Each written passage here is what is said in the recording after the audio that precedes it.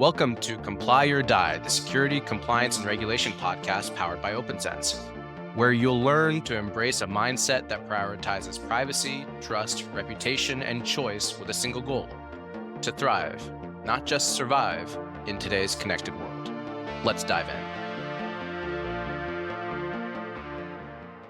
Hey everyone, welcome to Comply or Die podcast. I'm very excited to announce after episode 2 with Alan Wilemon, we actually decided there was a great opportunity here, and I wanted to introduce him now as the co-host of Comply or Die podcast. So Alan, welcome back to the show. Jazz, thank you. Thrilled to be back. Thrilled to be helping out with the show some more. I love doing it and love moving forward. Wonderful. Yeah, I know when we had initially spoke, we're doing prospecting ourselves to try to understand, okay, who are the people who are, in the space, who are talking, who are actively involved. You had definitely stood out back then. I remember when we were going through your profile for a few reasons, which is why, again, us inviting you to speak, it was very intentional. I think you have a wonderful perspective.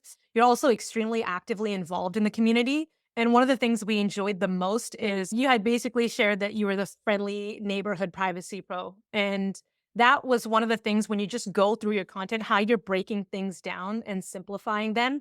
Also, you sharing a lot of memes and just trying to tie in pop culture was something that we found to be extremely valuable, especially the work that you guys are doing in compliance in general, to try to make that relevant and make it easily understood and digestible for the rest of the employees within the company or just the community in general is something that is extremely underrated skill. And it's something that I thought you were naturally very good at. So again, when you mentioned that, hey, I'm totally down to do this, we were extremely excited and our whole team was celebrating. No, I appreciate that. I think I love that you picked up on there. I think there's opportunity in the space kind of for that. I think it's been established that compliance pros or privacy pros, whoever, that it's really important to be present. Like walk the floor, be present. But there's a big difference in being present and being approachable. They're not always the same thing, and there's space to be more approachable, I think. And so I try to be approachable, I guess. Yeah, well, perfect. Well, I've got a bunch of questions here that, again, I think it's going to help the community to try to understand who you are, your perspective, your background. And then something that we do in our other podcast, Growth Marketing Camp, we do a nice little rapid fire. Again, you can't prepare for that. And I think it's going to be a little bit fun. So I've got some questions here if you're ready to get started. Let's do it. I'm ready. All right.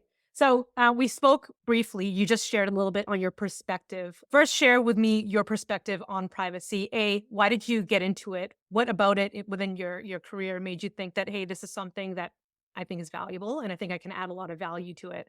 So share with me your interest, where it sparked, and then how your perspective on privacy and compliance has led to the point where you are today and your point of view today. Yeah, I love to. So early on in my career, privacy was a small piece of it. I was doing some other stuff as well, kind of in the compliance space, but always was mainly interested in privacy. And I don't think I even knew at the time why. I just was. And then more and more regs were coming out, laws were being passed internationally here in the US. And maybe that kind of clarified why I was even enjoying it, is because privacy, to some degree, it is different for people to people, but it's important to people to some degree. And we're not always at the same level with that, and that's okay. But everyone is interested, everyone's invested in this in some way. And so being a part of that, working in an environment and we're in an industry that's tapped into every person like that was really exciting, real fulfilling. I love that. Yeah. And so, kind of related to that, what is one privacy or compliance myth or a misconception that you'd like to debunk? Yeah, I may get in trouble for this one, but I think the myth that I would debunk is that arguing whether to say data protection or privacy, the myth that that's a conversation actually worth having. I think it's easy in the realm of privacy to talk about terms and nuance and these niche little things about the industry. But we're people from different areas. We have different laws talking about generally similar concepts. We can exchange these terms without having to kind of have a debate always when we want to talk about the things that are really important. It's totally fine to have opinions about that privacy, data protection. Maybe people call it even something else. But is it a really valuable thing to have at the expense of other conversations? Maybe not. Yep, yep. Yeah. And I think you probably have built that perspective based off of all of the different companies that you've had a chance to consult and work for yourself, right? Absolutely. All right. Second question here. What is your strongest held privacy or compliance point of view? My strongest held privacy point of view is that before privacy is about data and information, it's originally all about choice. I mean, it's a concept of agency that people have.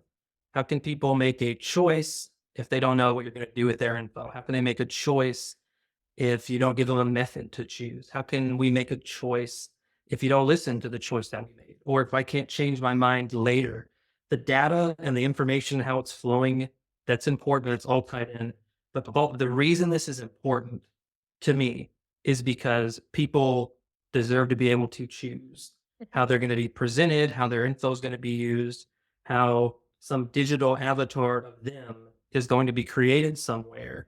And people really have the right to choose that. That's probably my biggest privacy point of view, I think. I love that. And what's so interesting about this is when you tie in the power of choice, I'm sure you're probably more of an expert than anybody else, but the fact that depending on the location and the culture and the demographic, the attitudes vary so much. And I think when we had spoke, and I had spoken to a few other people in some of my other interviews, what a difference like the East compared to the West. And so again, I don't think it as a consumer and as a user myself, it's important to have choice.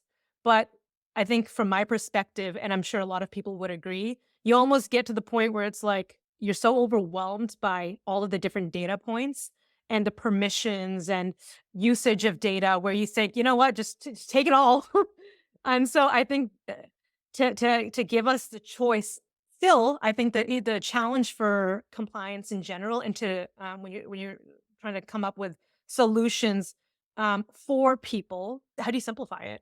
There's all of these technologies who are that are taking more and more data, and there's just like I said, a wealth of data, and it becomes so overwhelming for people who care about privacy and cultures and organizations who they've built in systems and processes in place to manage that.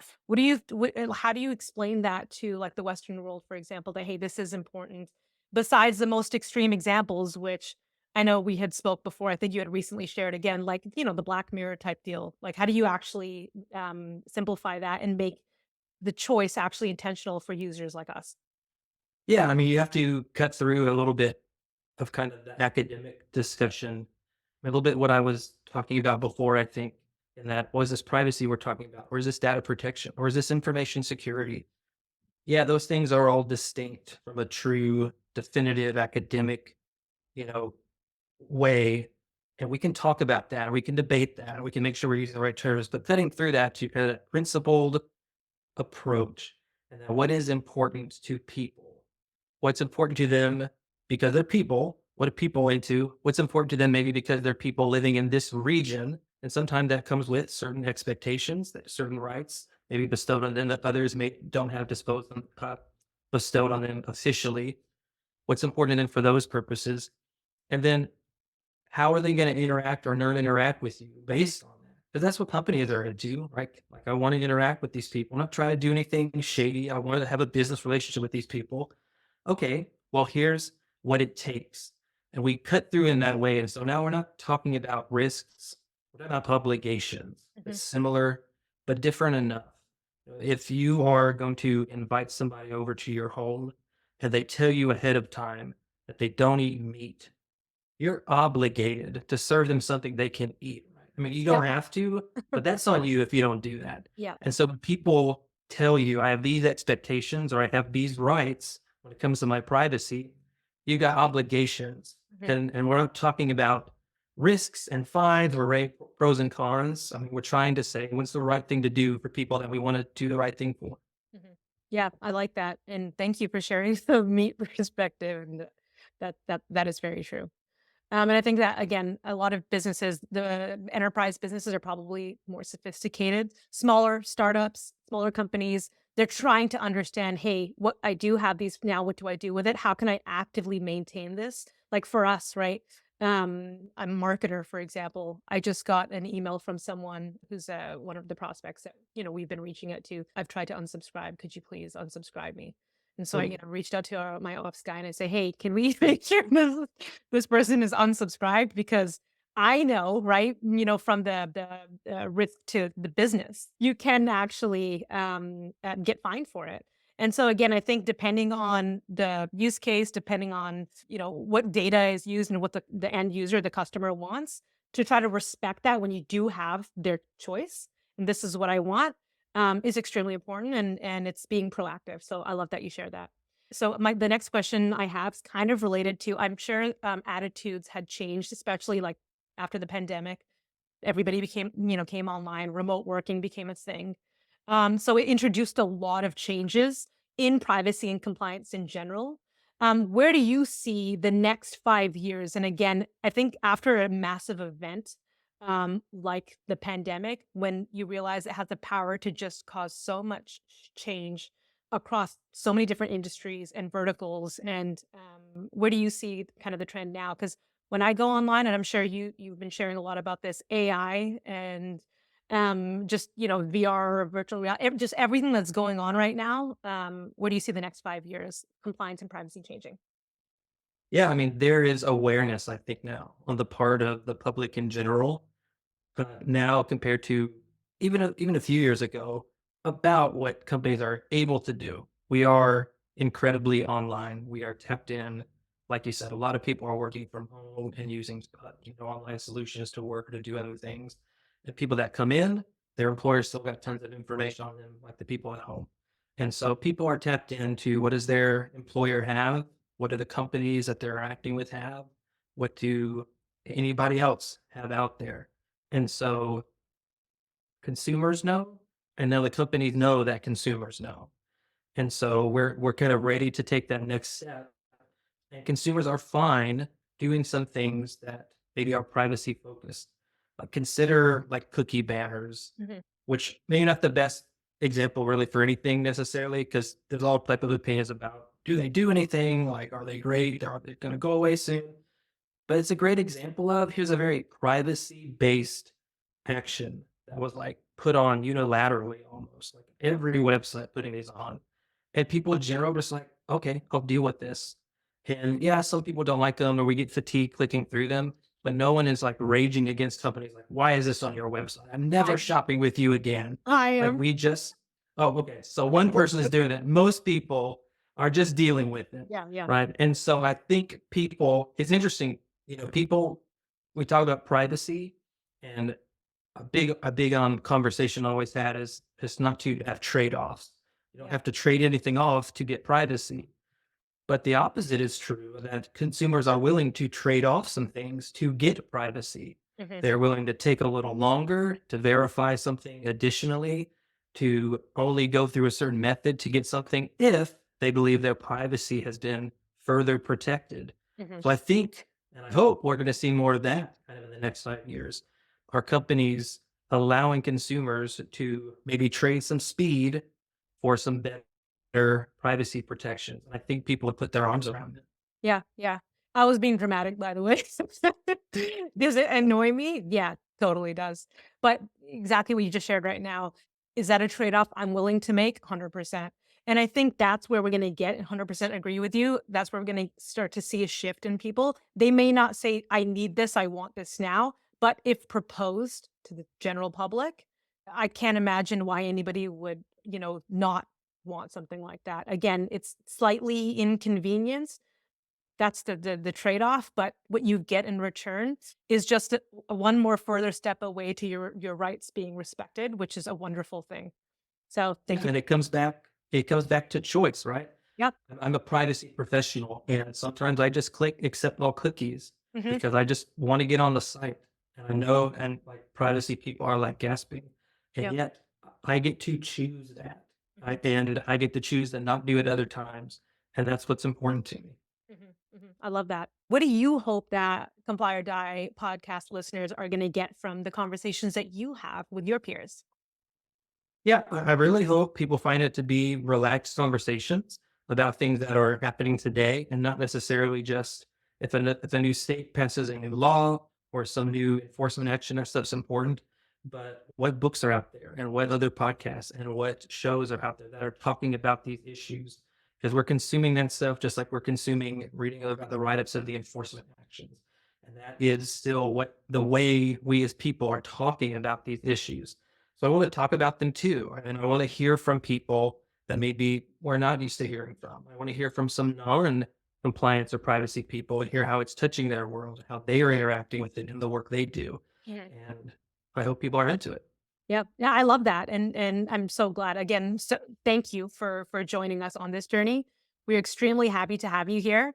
And I love the perspective of also bringing in other because when we initially actually planned this out, we thought that it might be a good idea to just have privacy and compliance professionals, but you're 100% right. Your guys' world, it touches so many other business units.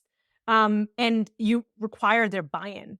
And so again, when I think about the company that I'm at, when I think about the companies I've worked in the past and how often, for example, marketing is required to not only check a box for us, it's like, okay, whatever, but it's coming to the point where it impacts our processes and it impacts the work that we do. You want the buy-in, and I think bringing in other subject matter experts, whether it's product or marketing, engineering, it's all going to help with coming up with, like I said, solutions to some of the problems that people are faced with.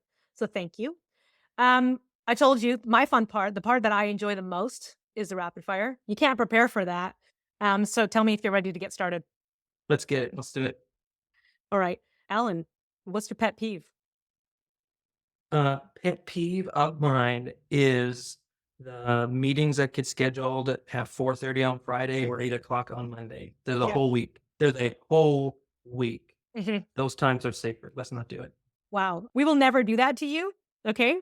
And I Appreciate it. completely agree with you. No Mondays, no Fridays. I love that. It's just wild. Like, imagine wanting the least productive version of people in your meeting. There's got Yeah. to be another time you can do it. Yeah. Thank you for sharing that. I'm going to actually create a calendar block for myself now for those 2 times. Let's go. Are you a coffee or a tea guy? Whoa. So I'm definitely not a coffee guy unless there's copious kind of sugar and chocolate and milk and things. So I can drink like a fancy coffee drink. Yeah. Yeah. But I love tea, actually. Black tea, Wow. green tea, oolong tea, all about it. I worked in a tea shop when I was finishing college, actually, and kind of got educated a little bit in all tea and its wonderful things. Wow, wow. So I love, like, I call them foo-foo lattes. I love all the Mhm. sugary and like the chestnut praline and the pumpkin Yes. spice. I love that. Although I do like coffee. Um, I tried to get into tea, and I remember when I started drinking tea, I'm like, this is just, and so many of my friends drink tea, and I think, you guys, it's just like weirdly flavored water. Like I can't, I don't It's understand what literally what it is. That's true. Yes. it is. We'll It is. get you there. We're gonna Yeah. get you there. I'm a breeze some jazz. We're gonna get you there. Yeah. Yeah. Thank you. I'd appreciate that. What is your favorite meme right now? Because I know you're a meme guy. Oh man, the favorite meme right now. That's so impossible. It changes all the time. The most popular one, of course, right now, is Travis Kelsey yelling at Andy Reid from the Super Bowl. That one was just Super Bowl memes. One always big. The whole world is like watching this game, and so Mhm. you're gonna get great recognition when the meme pops up later. And so that was been making me laugh a lot lately when I was seeing that one. So I we'll love say that that. one. Travis I'm seeing the Kelsey. other side of it. I'm seeing Taylor Swift's reaction to him saying "Viva Las Vegas." Oh yes. Yes. That is There's fun. like a whole category, Travis and Taylor memes right now. There's a Yeah, whole yeah, volume of them. yeah. That's a good one. I like that. If you could make one privacy law or regulation worldwide, what would it be? I would not let people sell information without the subject saying that was cool. I And a lot like. of people, they say it's cool, but I'd make sure you get that okay first. Yeah, yeah. Going back to the power of choice. I love that. If you could pick one superpower, what would it be and why? Ooh, if I could pick one superpower, um, I would love to be able to speak every language. I would think that was so cool, and there's so many reasons. One, because you could just like go to a foreign country and sit down, people don't think they know, like you don't know what they're saying, and then you totally like talk back to them and just flex on them. That'd be amazing. And then just imagine like all the people you could talk to and all the things you could learn if you did not have to find a translated text of something, or you have to, I mean, it's fine to use interpreters, but that would just, the world would be completely unlocked to you if you could just go anywhere and talk to people. That's it. I love that. I have asked this question over 100 times now for Growth Marketing Camp.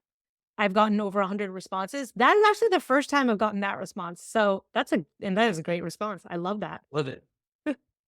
Mine's was talking to animals. I'd like to talk to animals. It's close. It's like an animal language. See, there you Kind of. go. And I bet yours could also, it could apply to that. So I like that. Absolutely. What was your last impulse buy? My last impulse buy, I don't know. What was my last impulse buy? It's probably, I have to check. It's probably a vinyl record. I'm really big into vinyl records. You see a handful of them right here. And so try to not do it often because they're foolishly expensive. But I'm sure it was one of those. I'll have to check and see which one it was. No, I love that. If you could have dinner with anybody in history, dead or alive, who would it be? Anyone in history and or alive. I don't think I'd pick dead people. I don't know if they're really as cool as we might think they are, because we change things about them. So anyone, you know what? I would do this. I would have dinner with Dwayne "The Rock" Johnson. And I just want to talk to him because he's one of those weird people that's like 8 feet tall and like incredibly like fit and can sing and can act. And I would just be like, are there things you're not able to do? And see if he had an answer for that. Yeah. Maybe that's what I would do. Yeah. I like that. That's a good one. I like The Rock. He actually was one of my favorites when I would watch WWE as a kid. You know, some people just like blessed by infinity. I don't know. Totally. It's crazy. Totally. Where do you get your privacy? Like, how do you stay on track with, hey, what's going on around the world?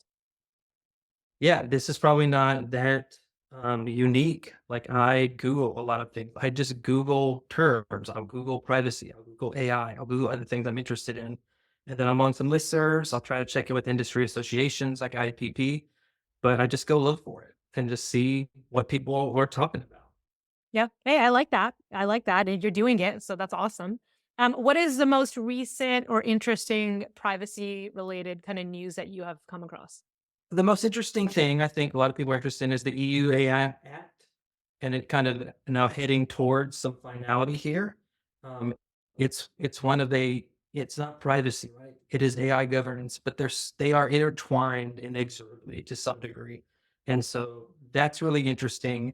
Excited to, I was going to say read it, but it's like 272 pages. So I am excited to look through it. I'm excited for some other people to read it and tell me some high points to look at. And we're going to say that. All right. I like that. And last question here. What is one thing you can't live without? I cannot live without, maybe I'll just gesture again to the vinyl records back here behind me. They're always all around me. They're working. I feel like my brain's not really functioning if I don't have something spinning over there. So we're saying that. I love that. What's your favorite record from the collection that you have that you play all the time? Favorite record? One that I listen to almost all the time right here, Blossom Dearie, like incredible singer and jazz pianist. So unique. You could tell inspired tons of people. Great music for the time. Could probably sit right in with today's music as well. So I said Blossom Dearie. I love that. Never heard of them, but I will listen to them. I will Google them. Yeah. I will Google Check it them. out. Well, thanks again, Alan. Again, for all of our new listeners and our current listeners, how can people find you and connect with you? Are you just on LinkedIn? You have a TikTok? No, you can find me on LinkedIn and again, simplicity. So that's where I'm at. People connect with me. I love to chat if you want to. Let's do it. Wonderful. Well, again, thank you and welcome to Comply or Die. And so glad to have you as a co-host. Appreciate it. Love to be here. Let's do it.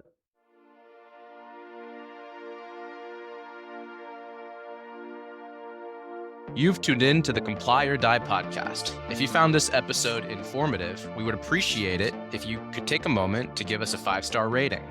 It helps us reach a wider audience and spread the knowledge. Don't forget to share the podcast with your friends or colleagues who could benefit from these insights. Thank you for tuning in, and we'll hope you'll join us again for our next episode. Until next time, stay informed, stay compliant, and stay in business.